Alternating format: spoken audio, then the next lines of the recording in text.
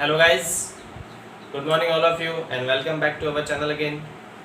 हम डिस्कस कर रहे थे 15th चैप्टर न्यूक्लियर फिजिक्स के बारे में और लास्ट क्लास में हमने उस पर कुछ न्यूमेरिकल सेशन बात करी थी, कुछ क्वेश्चंस देखे थे जिससे हम रेडियो एक्टिविटी को बहुत अच्छी तरह से समझ सकें। आज के इस सेशन में हम बात करेंगे रेडियो एक्टिव विकिरणों के गुणधर्म के बारे में। देखिए, हमने पढ़ा रेडियो एक्टिविटी बेसिकली क्या होता है।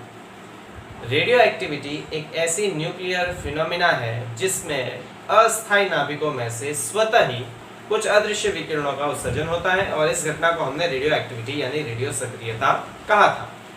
अब ये जो अदृश्य विकिरण है गाइस, सबसे पहले रेडियो एक्टिविटी की खोज हेनरी बेक्यूरेल ने की थी और उसके बाद मैडम क्यूरी और पियरे क्यूरी ने इसको और आगे थोड़ा डिस्कस करके पिंच ब्लेंड अयस्क से दो अधिक रेडियो एक्टिव पदार्थ पोलोनियम और रेडियम की खोज की थी, जिसके बारे में हम डिस्कस कर चुके हैं। उसके साथ ही रदरफोर्ड स्टोडी का रेडियो एक्टिव विघटन का नियम भी हमने देखा। तो रदरफोर्ड ही पहले ऐसे साइंटिस्ट थे जिन्होंने इन रेडियो एक्टिव विकिरणों के गुणधर्म को समझने का प्रयास किया कि ये रेडियो एक्टिव विकिरणें कितने प्रकार की होती हैं। तो उन्होंने किसी रेडियो एक्टिव पदार्थ से उत्सर्जित होने वाली अदृश्य विकिरणों को जब विद्युत क्षेत्र आरोपित करके देखा तो उन्होंने पाया कि कुछ अदृश्य विकिरणें तो बैटरी के पॉजिटिव टर्मिनल की तरफ अट्रैक्ट होती हैं, कुछ विकिरणें बैटरी की नेगेटिव टर्मिनल की तरफ अट्रैक्ट होती हैं और कुछ विकिरणें न तो पॉजिटिव से और न ही नेगेटिव से अट्रैक्ट होती है, सीधे निकल जाती है। तो इस ऑब्जर्वेशन से उन्होंने क्या कंक्लूजन निकाला? ऑब्वियस सी बात है कि अगर किरणें बैटरी की पॉजिटिव टर्मिनल की तरफ अट्रैक्ट हो रही होगी तो ये किरणें नेगेटिवली चार्ज होगी, तभी तो ये बैटरी के पॉजिटिव टर्मिनल की तरफ अट्रैक्ट होगी।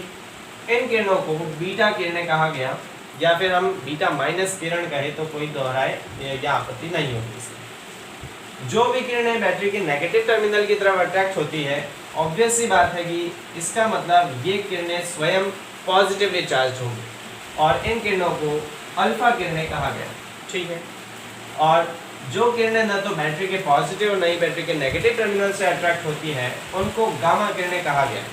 और अगर ये पॉजिटिव और नेगेटिव से अट्रैक्ट नहीं होती है, मतलब इन पे किसी प्रकार का कोई आवेश नहीं होता, ये आवेश विहीन यानी आवेश रहित होती है। बाद में जब फर्दर स्टडी की गई तो ये पता चला कि ये अल्फा पार्टिकल बेसिकली क्या होते हैं। ये अल्फा पार्टिकल या अल्फा किरणें हीलियम के नाभिक होते हैं। ठीक है, जिन्हें अपन 2He4 कहते हैं, पॉजिटिवली चार्ज होते हैं। बीटा पार्टिकल्स या फिर बीटा किरणें जो है वो मोस्टली इलेक्ट्रॉन जैसे ही होते हैं, या मैं इनको इलेक्ट्रॉन कहूँ तो कोई दिक्कत नहीं होगी। इसके अतिरिक्त कभी कभार हम एक और प्रकार की बीटा किरणों की बात करेंगे जिसे हम पॉजिटिव बीटा किरण कहते हैं और जो पॉजिट्रॉन से मिलकर बनी होती है। किससे मिलकर बनी होती है? पॉजिट्रॉन।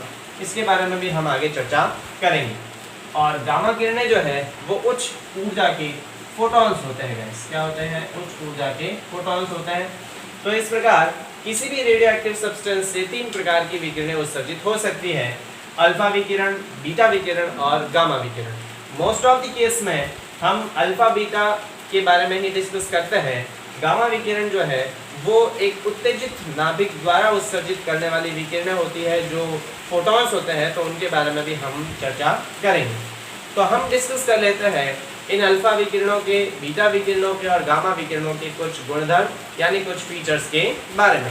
तो पहले आप ये डायग्राम का स्क्रीनशॉट लेके अपने फेयर काम में कर दीजिएगा गाइस। उसके बाद हम अल्फा बीटा और गामा विकिरणों के गुणधर्म के बारे में डिस्कस करते हैं। ठीक है, तो गाइस हम डिस्कस कर लेते हैं इन अल्फा बीटा और गामा किरणों के गुणधर्म के बारे में। इसमें सबसे पहले हम जो डिस्कस करेंगे वो है अल्फा कणों के गुणधर्म। तो हम बात कर लेते हैं सबसे पहले अल्फा कणों के गुण। अल्फा कणों के गुणधर्म यानी properties of alpha particles. Properties of alpha particles. ठीक है, तो इसमें सबसे पहला अपन देखते हैं कौन सा गुण है इसका।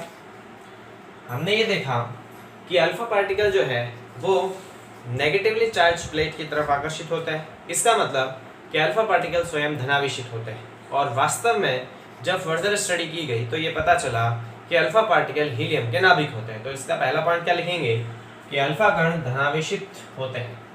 अल्फा कण धनावेशित होते हैं, धनावेशित होते हैं। वास्तव में ये हीलियम के नाभिक होते हैं, हीलियम के नाभिक, हीलियम के नाभिक। और अगर ये हीलियम के नाभिक है तो हम जानते हैं कि हीलियम को किस तरह से लिखा जाता है। हीलियम को लिखा जाता है 2He4 से, ठीक है।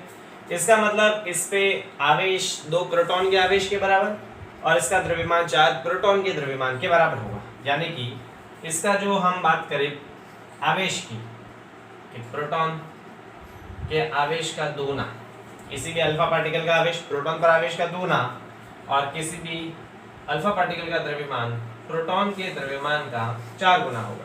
क्लियर? ये इसके पहले पॉइंट की हमने बात कर ली। दूसरा पॉइंट हम क्या देखते हैं? दूसरा पॉइंट ये है गाइस कि अल्फा पार्टिकल जो है वो विद्युत और चुंबकीय क्षेत्र दोनों से ही प्रभावित होते हैं। क्योंकि ये आवेशित है इसलिए विद्युत क्षेत्र में ये बैटरी के नेगेटिव टर्मिनल की तरफ अट्रैक्ट होते हैं। तो इसका मतलब विद्युत और चुंबकीय क्षेत्रों से प्रभावित होते हैं, विद्युत एवं चुंबकीय क्षेत्रों से प्रभावित होते हैं, विद्युत एवं चुंबकीय क्षेत्रों में विचलित होते हैं,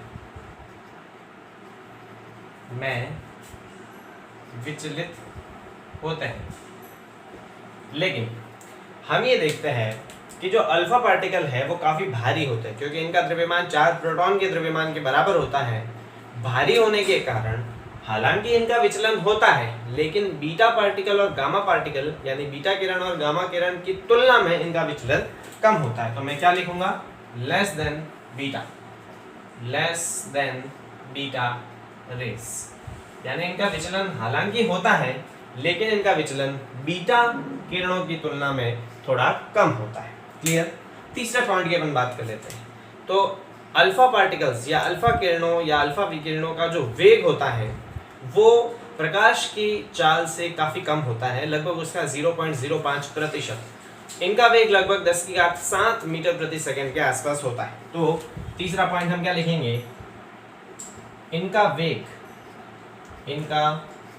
वेग लगभग 10⁷ मीटर पर सेकंड होता है, ठीक है। और ये 10⁷ मीटर पर सेकंड जो है वो लगभग प्रकाश की चाल का 0.05 टाइम्स होता है, यानी कि प्रकाश की चाल का लगभग 0.05 गुना इसके आसपास ये होता है। क्लियर?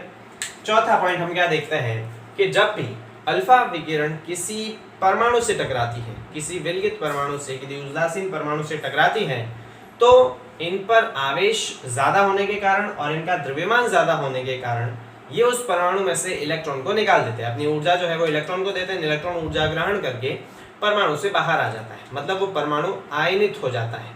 तो इसका मतलब ये परमाणुओं को आयनाइजेशन, ये परमाणु को आयनित कर सकता है। तो इसका चौथा जो अपन प्रॉपर्टी लिखेंगे वही है कि इनमें आयनन का गुण पाया जाता है, आयनन का गुण पाया जाता है। या ये लिखूं मैं कि अल्फा विकिरण परमाणुओं को आयनित कर सकती है, अल्फा विकिरण परमाणुओं को आयनित कर सकती है। अब यहाँ पे हम बात करें तो चूंकि अल्फा पार्टिकल काफ़ी हैवी होते हैं तो ये जब परमाणु से टकराते हैं तो परमाणु के इलेक्ट्रॉन को ऊर्जा देके बाहर निकाल देते हैं, जिससे परमाणु आयनित हो जाता है। इनके आयनन की जो क्षमता है वो सबसे ज़्यादा होती है, बीटा किरणों से भी ज़्यादा होती है, गामा किरणों से भी ज़्यादा होती है। तो इनकी आयनन की क्षमता जो है वो लगभग बीटा किरणों से तो 100 गुनी होती है, ठीक है, 100 times than beta particles. Beta particle से तो लगभग 100 गुनी ज़्यादा होती है और गामा पार्टिकल से लगभग 1000 गुना ज़्यादा होती है, times of gamma. Beta particle से इनकी आयनन क्षमता तो लगभग 100 गुना होती है और गामा पार्टिकल्स या गामा विकिरणों से इनकी आयनन क्षमता लगभग 1000 गुना ज़्यादा होती है, ठीक है। चौथा, पांचवा पॉइंट की अपन बात करें इनकी रेंज जो है गाइस वो काफ़ी कम होती है। तो रेंज पहले मैं लिख लेता हूँ, उसके बाद इसको समझाता हूँ कि इनकी रेंज क्या होती है। तो गामा विकिरणों की रेंज काफ़ी कम होती है। गामा विकिरणों की रेंज, गामा विकिरणों की जो परास है, परास यानी कि रेंज सबसे कम होती है। देखिए रेंज का क्या मतलब है। रेंज का मतलब है, हमने देखा कि अल्फा विकिरण जो है वो जब परमाणु से टकराती है तो उसको आयनित कर देती है, लेकिन एक पर्टिकुलर डिस्टेंस मूव करने के बाद इनकी आयनन क्षमता जो है वो खत्म हो जाती है। तो वह कम से कम दूरी जिसके बाद इन अल्फा विकिरणों की आयनन क्षमता खत्म हो जाती है, उस दूरी को हम उसकी परास या रेंज कहते हैं। और इस अल्फा विकिरणों की जो रेंज होती है वो काफ़ी कम होती है, ये कुछ सेंटीमीटर के आसपास होती है, ठीक है। सो कुछ फ्यू सेंटीमीटर के आसपास इनकी रेंज होती है, लगभग 8 सेंटीमीटर तक ये अगर मूव करे तो उसके बाद इनकी आयनन क्षमता जो है वो लगभग क्या हो जाती है, खत्म हो जाती है, बहुत ही कम हो जाती है। क्लियर। उसके बाद हम नेक्स्ट पॉइंट देखते हैं, इनकी विभेदन क्षमता। इनकी विभेदन क्षमता जो है वो भी काफ़ी कम होती है। इनकी विभेदन क्षमता, विभेदन क्षमता यानी पेनिट्रेटिंग कैपेसिटी, पेनिट्रेटिंग कैपेसिटी सबसे कम होती है, सबसे कम होती है। समझिए इस बात को। जब अल्फा विकिरण किसी भी मेटल सरफेस पे स्ट्राइक करता है तो वो बहुत पतली अगर चादर है तो उसको पार कर जाता है, लेकिन अगर मेटल की सरफेस बहुत मोटी है तो उस स्थिति में ये उसको भेद नहीं पाता। मतलब इनकी विभेदन क्षमता सबसे कम होती है। कम होने का कारण है क्योंकि ये काफ़ी भारी होते हैं, तो जैसे ही टकराते हैं ये जल्दी से अपनी ऊर्जा को विकृत कर देते हैं, अपनी ऊर्जा को डिसिपेट कर देते हैं, इसलिए ये ज़्यादा मोटी लेयर को नहीं भेद पाते। ठीक है, तो इनकी जो विभेदन क्षमता है, भेदन क्षमता है, वो सबसे कम होती है। ये लगभग 0.1 मिलीमीटर मोटी चादर को ही भेद सकते हैं, इससे ज़्यादा मोटी चादर को ये नहीं भेद सकते। तो इनकी जो पेनिट्रेटिंग पावर होती है, इनकी जो विभेदन क्षमता होती है, वो काफ़ी कम होती है। नेक्स्ट हम बात करें कि ये अल्फा विकिरण जब किसी फोटोग्राफिक प्लेट पर टकराती है तो उसको इफेक्ट करती है, मतलब उसको काला कर देती है। ठीक है, तो ये फोटोग्राफिक प्लेट को प्रभावित करती है। नेक्स्ट पॉइंट है, ये फोटोग्राफिक प्लेट को प्रभावित करती है। फोटोग्राफिक प्लेट, ये फोटोग्राफिक प्लेट जैसे हमने बात करी थी जिंक सल्फेट, तो जिंक सल्फेट के पर्दे पर अगर ये आपतित हो तो वहाँ पे प्रतिदीप्त उत्पन्न करती है। तो ये फोटोग्राफिक प्लेट को हल्का प्रभावित करती है, ज़्यादा नहीं लेकिन हल्का प्रभावित करती है। फोटोग्राफिक प्लेट को हल्का नहीं, ज़्यादा प्रभावित करती है। ठीक है, ये फोटोग्राफिक प्लेट को ज़्यादा प्रभावित करती है। ये हमने बात कर ली इसके नेक्स्ट पॉइंट की। उसके बाद होता ये गाइस कि अल्फा विकिरण जब भी किसी मेटल से इंटरेक्ट करती है, उससे टकराती है, तो उसमें अवशोषित हो जाती है और थर्मल इफेक्ट शो करती है। मतलब जब भी अल्फा विकिरण किसी मेटल सरफेस से स्ट्राइक करती है तो वहाँ ऊष्मा उत्पन्न होती है, इसे हम ऊष्मीय प्रभाव कहते हैं। तो ये क्या होगी है कि मेटल इंटरेक्शन में अवशोषण के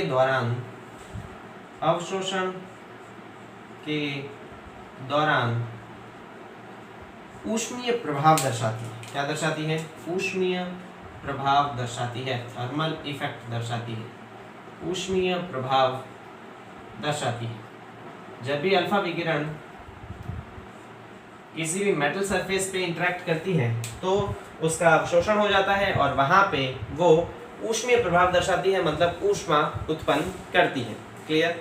उसके बाद 2 पॉइंट हम और डिस्कस कर लेते हैं। पहला पॉइंट ये है गाइस, 9th पॉइंट देख लेते हैं कि जब भी किसी रेडियोएक्टिव पदार्थ से अल्फा विकिरण निकलती है तो उस रेडियोएक्टिव नाभिक की जो परमाणु संख्या है वो तो 4 कम हो जाती है और द्रव्यमान परमाणु क्रमांक जो है वो 2 कम हो जाती है। ठीक है, सो अल्फा डीके में या अल्फा विघटन में, अल्फा डीके में Z यानी परमाणु क्रमांक और A यानी परमाणु संख्या में क्रमशः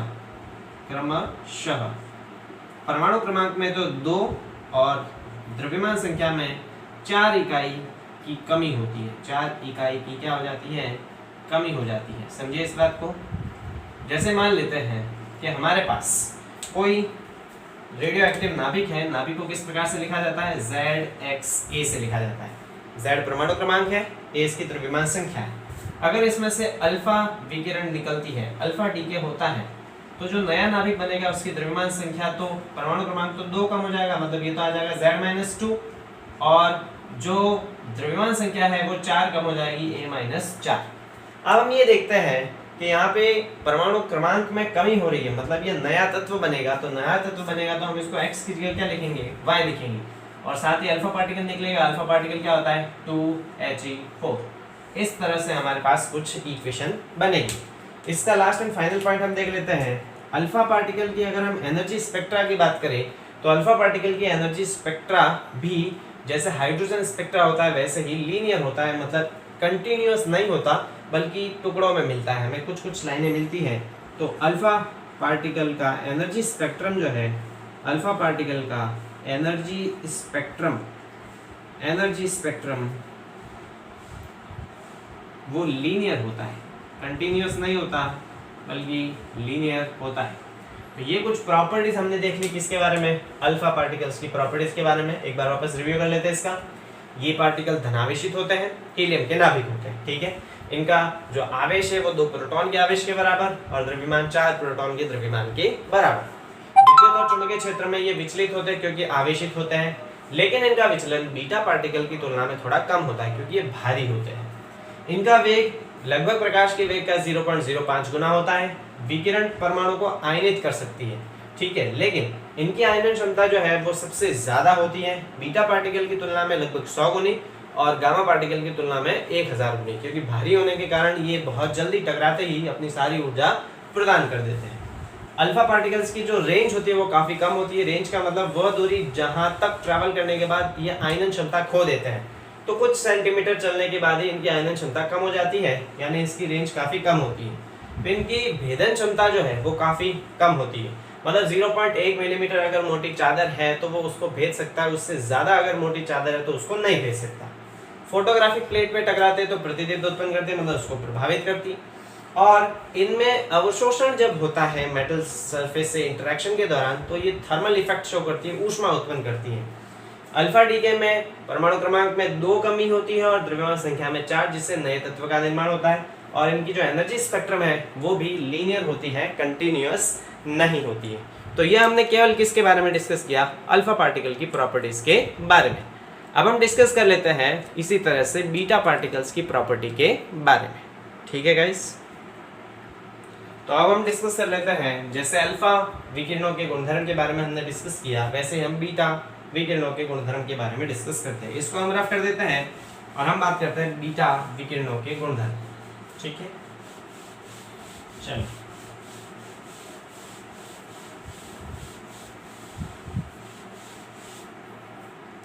तो हम बात करते हैं बीटा विकिरणों के गुणधर्म। बीटा विकिरणों के गुणधर्म, जैसे गुणधर्म हमने अल्फा विकिरणों के लिए देखे हैं, एज इट इज गुणधर्म हम बीटा विकिरणों के लिए भी देखते हैं। देखिए, सबसे पहले हम इसमें एक ओवरव्यू दे लेते हैं। बीटा विकिरणें वैसे बेसिकली 2 प्रकार की होती है। कितने प्रकार की होती है, 2 प्रकार की। So these are basically of 2 types. एक को हम कहते हैं बीटा माइनस और एक को हम कहते हैं बीटा प्लस, ठीक है। मोस्टली तो हम बीटा माइनस के ही बारे में डिस्कस करते हैं। बीटा माइनस क्या होता है, ये होता है इलेक्ट्रॉन जैसे पार्टिकल होते हैं, या इलेक्ट्रॉन ही कह दो, ठीक है। तो बीटा विकिरणों बेसिकली इलेक्ट्रॉन से मिलकर बनी होती हैं, यानी इन पर आवेश का मान इलेक्ट्रॉन पर आवेश के बराबर होता है, ठीक है। और जब हम बीटा प्लस की बात कर रहे होते हैं, इसे अपन ऋणात्मक बीटा विकिरण कहते हैं, इसे धनात्मक बीटा विकिरण कहते हैं। धनात्मक बीटा विकिरण में आवेश तो इलेक्ट्रॉन के बराबर ही होता है, लेकिन बस वो आवेश प्लस होता है, ठीक। और ये जिन पार्टिकल से मिलकर बनी होती है उन्हें पॉजिट्रॉन कहते हैं गाइस। क्या कहते हैं, उन्हें कहते हैं पॉजिट्रॉन। अब ये पॉजिट्रॉन क्या होता है, पॉजिट्रॉन इलेक्ट्रॉन का एंटी पार्टिकल होता है, जिसके बारे में हम आगे चर्चा करेंगे। तो बेसिकली बीटा विकिरण 2 प्रकार की होती है, एक तो ऋणात्मक बीटा विकिरण और एक धनात्मक बीटा विकिरण। हम केवल बात करते हैं ऋणात्मक बीटा विकिरण के बारे में ही, जो बैटरी के पॉजिटिव टर्मिनल की तरफ अट्रैक्ट होती है, मतलब ये नेगेटिवली चार्ज पार्टिकल से मिलकर बनी होती है और वो इलेक्ट्रॉन्स होते हैं। दूसरे कभी कभार हम बात करेंगे इसके बारे में, जो होती है धनात्मक बीटा विकिरण। जो पॉजिट्रॉन से मिलकर बनी होती है उन पर उतना ही आवेश होता है जितना इलेक्ट्रॉन पर होता है, केवल वो प्लस होता है। तो हम इनके बारे में कुछ गुणधर्म देख लेते हैं। पहला गुणधर्म कि ये बीटा विकिरणें ऋणावेशित होती है और वास्तव में इलेक्ट्रॉन्स जो है वो इलेक्ट्रॉन से मिलकर बनी होती है, मतलब इन पर आवेश का मान इलेक्ट्रॉन पर आवेश के बराबर होता है। तो पहला पॉइंट आ जाएगा कि बीटा विकिरणें ऋणावेशित होती है, बीटा विकिरणें ऋणावेशित होती है। वास्तव में ये इलेक्ट्रॉन्स से मिलकर बनी होती है, इलेक्ट्रॉन से मिलकर बनी होती है। इलेक्ट्रॉन से मिलकर बनी होती है, इसका ये मतलब है कि इन पर आवेश का जो मान है, बीटा पार्टिकल पर आवेश का मान, वो इलेक्ट्रॉन पर आवेश के क्या होता है, बराबर होता है। ठीक है, बीटा पार्टिकल पर आवेश का मान इलेक्ट्रॉन पर आवेश के क्या होता है गाइस, बराबर होता है। अब बीटा पार्टिकल कब उत्सर्जित होता है ये याद रखिए। तो बीटा विकिरण तब उत्सर्जित होती है जब किसी नाभिक में कोई न्यूट्रॉन प्रोटॉन में बदलता है, कोई न्यूट्रॉन किस में बदलता है, प्रोटॉन में बदलता है। उस स्थिति में एक बीटा विकिरण का उत्सर्जन होता है। याद रखिए कि बीटा विकिरण बेसिकली क्या होती है, ऋणावेशित होती है और ये इलेक्ट्रॉन से मिलकर बनी होती है। आवेश इलेक्ट्रॉन पर आवेश के बराबर होता क्या है जब नाभिक में कोई न्यूट्रॉन प्रोटॉन में तब्दील होता है। देखिए, प्रोटॉन न्यूट्रॉन में बदल सकता है और न्यूट्रॉन प्रोटॉन में बदल सकता है। तो जब कोई न्यूट्रॉन प्रोटॉन में बदलता है तब जो विकिरण उत्सर्जित होती है वो बीटा विकिरण कहलाती है या ऋणात्मक बीटा विकिरण कहलाती है। दूसरा पॉइंट, ये चूंकि ऋणावेशित होती है इसलिए विद्युत क्षेत्र और चुंबकीय क्षेत्र दोनों में ही विचलित होगी। ठीक है, तो दूसरा पॉइंट हम क्या लिख लेते हैं, आवेशित होने के कारण, आवेशित होने के कारण विद्युत एवं चुंबकीय क्षेत्र में, विद्युत एवं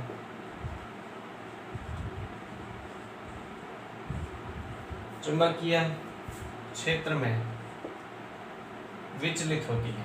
ठीक है, जो हम देख भी चुके हैं कि जब इन पर विद्युत क्षेत्र आरोपित किया जाता है तो ये बैटरी की पॉजिटिव टर्मिनल की ओर अट्रैक्ट होती है। अब देखिए, आवेशित होने के कारण विद्युत और चुंबकीय क्षेत्र में विचलित तो होती है लेकिन अल्फा विकिरणों की तुलना में ये कम हल्की होती है, इसलिए इनका जो विचलन होता है वो काफी कम होता है। ठीक है, तो हम यहाँ पे ये देख लेते हैं कि इनका जो विचलन है गाइस, वो विचलन अल्फा पार्टिकल की तुलना में काफी कम होता है और अल्फा पार्टिकल की तुलना में काफी ज्यादा होता है। और इसके साथ ही इनका विचलन अल्फा पार्टिकल की विपरीत दिशा में होता है। तो काफी हल्का होने की वजह से, अगर हल्का है तो उसको विचलित करना आसान होगा, तो इनका विचलन जो है वो काफी ज्यादा होता है, ग्रेटर देन अल्फा।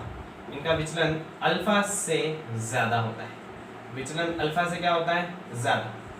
वहां हमने क्या देखा था, अल्फा पार्टिकल का विचलन बीटा से क्या हो रहा था, कम।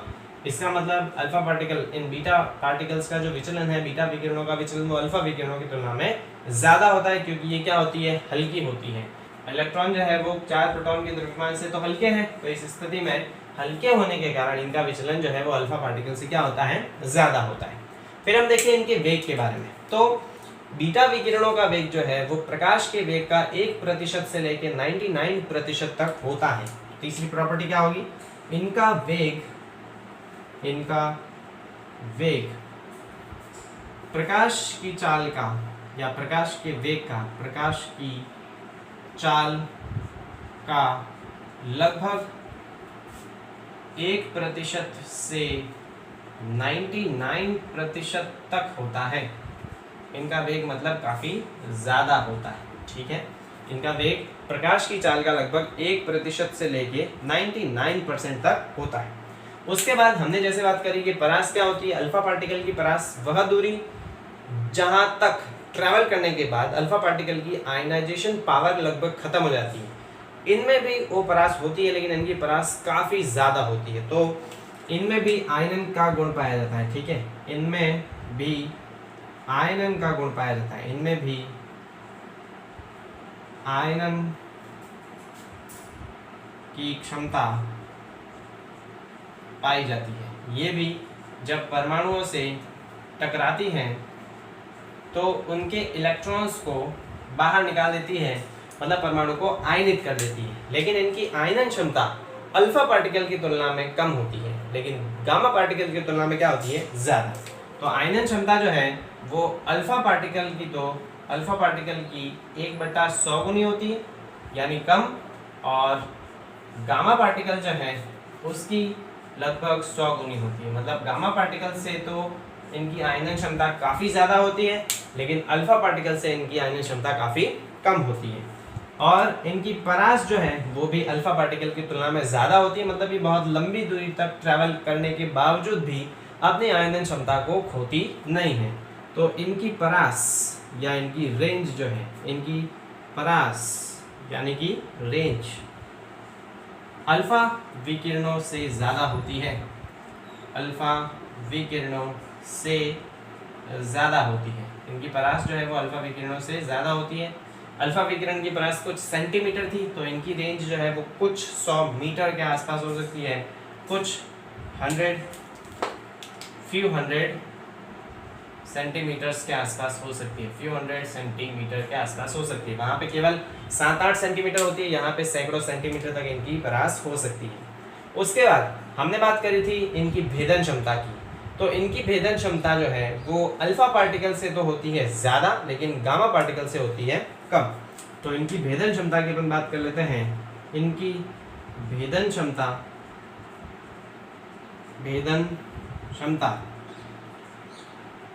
अल्फा विकिरणों से कम, अल्फा विकिरणों से कम, अल्फा विकिरणों से ज़्यादा, विकिरणों से ज़्यादा तथा गामा विकिरणों से कम होती है। ठीक है, गामा विकिरणों से कम होती है।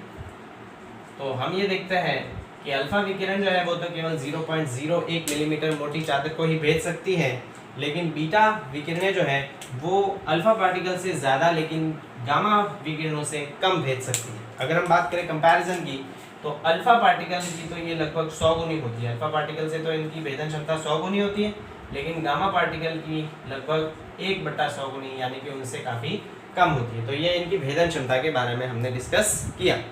इसके अतिरिक्त बीटा पार्टिकल्स या बीटा विकिरण भी जब फोटोग्राफिक प्लेट से टकराती है तो उस पर प्रतिदीप्त उत्पन्न करती है, मतलब ये फोटोग्राफिक प्लेट को प्रभावित करती है।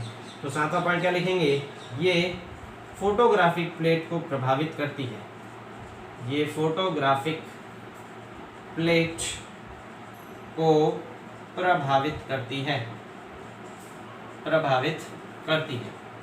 जब ये फोटोग्राफिक प्लेट से टकराती है तो स्फुरदीप्त उत्पन्न करती है, प्रतिदीप्त उत्पन्न करती है, यानी ये भी फोटोग्राफिक प्लेट को प्रभावित करती है। ठीक है, इसके अतिरिक्त हम बात करें कि जब किसी भी रेडियोएक्टिव एलिमेंट से कोई बीटा विकिरण उत्सर्जित होती है तो उसके द्रव्यमान संख्या में कोई परिवर्तन नहीं होता, क्योंकि न्यूट्रॉन प्रोटॉन में बदल जाता है, मतलब प्रोटॉन और न्यूट्रॉन की संख्या तो समान रहेगी, लेकिन होगा क्या, इससे इसके परमाणु क्रमांक में जो है वो एक कमी या एक वृद्धि हो जाती है। तो इसका 8वां पॉइंट हम बात करें कि बीटा डीके से, बीटा डीके में Z में इकाई परिवर्तन होता है। परमाणु क्रमांक में कितना इकाई परिवर्तन होता है, इकाई परिवर्तन होता है, जबकि द्रव्यमान संख्या A में कोई परिवर्तन नहीं होता, कोई परिवर्तन नहीं होता। ठीक है, तो ये परिवर्तन किस प्रकार से होता है ये हम आगे डिस्कस करेंगे जब अपन बीटा डीके के बारे में पढ़ेंगे। लास्ट पॉइंट इसका देख लेते हैं कि जिस प्रकार अल्फा पार्टिकल का एनर्जी स्पेक्ट्रम लीनियर होता है, इनका एनर्जी स्पेक्ट्रम लीनियर नहीं होता बल्कि कंटिन्यूअस होता है। तो इनका एनर्जी स्पेक्ट्रम जो है, एनर्जी स्पेक्ट्रम वो कंटिन्यूअस होता है, सतत होता है, सतत होता है। ठीक है, तो ये इनकी कुछ प्रॉपर्टीज हमने देख ली, वापस रिव्यू कर लेते हैं। बीटा विकिरण दो प्रकार की, ऋणात्मक बीटा जो इलेक्ट्रॉन से मिलकर बनी होती है, होता क्या जब नाभिक में न्यूट्रॉन प्रोटॉन में बदलता है तब उत्सर्जित होती है। धनात्मक बीटा विकिरण जो पॉजिट्रॉन होता है और इन पर आवेश इलेक्ट्रॉन के आवेश के बराबर लेकिन प्लस होता है। ऋणावेशित विकिरण, इनका आवेश इलेक्ट्रॉन पर आवेश के बराबर। विद्युत और चुंबकीय क्षेत्र दोनों में प्रभावित या विचलित होती है, अल्फा विकिरण से ज़्यादा विचलित होती है। वेग प्रकाश की चाल का लगभग 1 से 99% तक होता है। आयनन की क्षमता इनमें भी पाई जाती है, लेकिन अल्फा पार्टिकल से कम, बीटा पार्टिकल से ज़्यादा। इनकी रेंज कुछ 100 सेंटीमीटर के आसपास होती है। फिर इनकी भेदन क्षमता की अगर बात करें तो वो अल्फा पार्टिकल से तो ज़्यादा, लेकिन बीटा पार्टिकल या गामा पार्टिकल से कम होती है, गामा किरणों से कम। फोटोग्राफिक प्लेट को ये भी प्रभावित करती है, और जब कोई बीटा डीके होता है, मतलब बीटा विकिरण उत्सर्जित होती है, तो इससे इनकी द्रव्यमान संख्या में परिवर्तन नहीं होता, लेकिन परमाणु क्रमांक में परिवर्तन होता है 1। या तो परमाणु क्रमांक 1 बढ़ेगा या परमाणु क्रमांक 1 घटेगा, दोनों ही मैं बता देता हूँ। जब माइनस बीटा डीके होता है उस स्थिति में तो ये 1 बढ़ जाता है, और जब पॉजिटिव बीटा डीके होता है तो इस स्थिति में ये घट जाता है, और इनका एनर्जी स्पेक्ट्रम सतत होता है। तो ये हमने किसके बारे में डिस्कस किया? ये हमने डिस्कस कर लिया बीटा विकिरणों के गुणधर्म के बारे में। इसी तरह हम बात कर लेते हैं गामा विकिरणों के गुणधर्म के बारे में। तो इस वीडियो की लेंथ को ध्यान में रखते हुए हम गामा विकिरणों के गुणधर्म को इससे अगले वाले वीडियो लेक्चर में डिस्कस करेंगे, और उसके साथ ही हम अल्फा डीके को भी समझेंगे। तो मिलता है गाइस अगले वीडियो लेक्चर में। Thank you so much.